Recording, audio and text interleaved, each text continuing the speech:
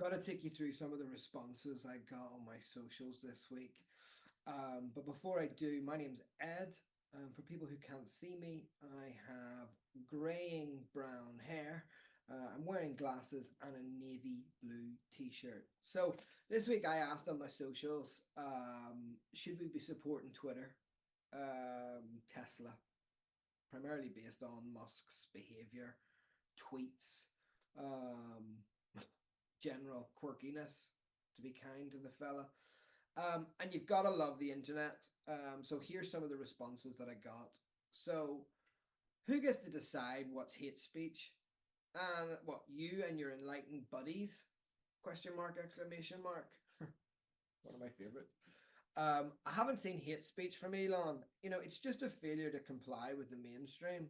Mm, sure. Exactly who decides? My biggest issue is who gets to say what counts as hate speech, and I don't think it's you. Okay. So let's break it down. Okay. So in terms of why I was talking about Tesla specifically, maybe because it's the mounting allegations of racial discrimination at the factories, and what we're seeing coming out of the operations within SpaceX and Tesla is not acceptable.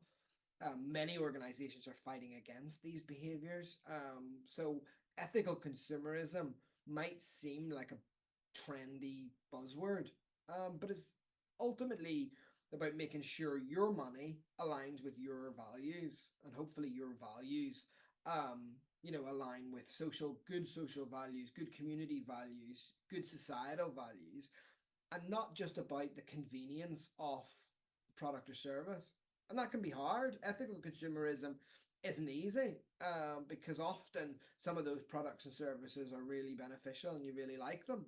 But it doesn't take away from the fact that we have a responsibility to be ethical consumers. In terms of coming at me for free speech, listen, free speech is absolutely critical. We need to live in a society where we have free speech, and I will continue to fight for that. But let's not pretend, it's a free pass for spreading harm. When Musk took over Twitter, under his leadership, there's been a massive surge in hate speech, while at the same time, a massive drop in moderation. You don't need to be a rocket scientist, in my opinion, to work out that correlation. And as far as who decides, what is hate speech, often it's the communities that are most affected by it themselves. And they are telling us loud and clear that lines are being crossed. It's our responsibility to listen and to act. Elon's behavior, whether it's comparing political leaders to Hitler, making jokes out of really serious social issues, interfering, with government affairs, he isn't challenging the mainstream. In his position, it's irresponsible. Free speech is vital, but so is understanding, as they say in the Marvel movies. With great power comes great responsibility.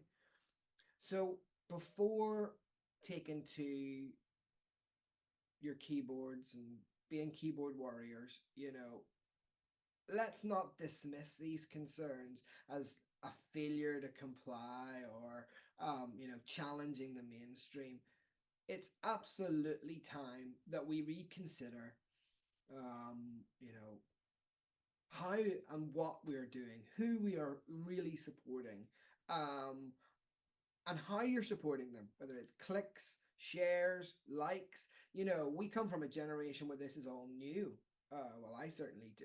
I was born pre the internet. And clicks and shares and likes and so on, they really, really matter. And so it's important that we maintain standards in this conversation. For me, ethical consumerism is not about being enlightened.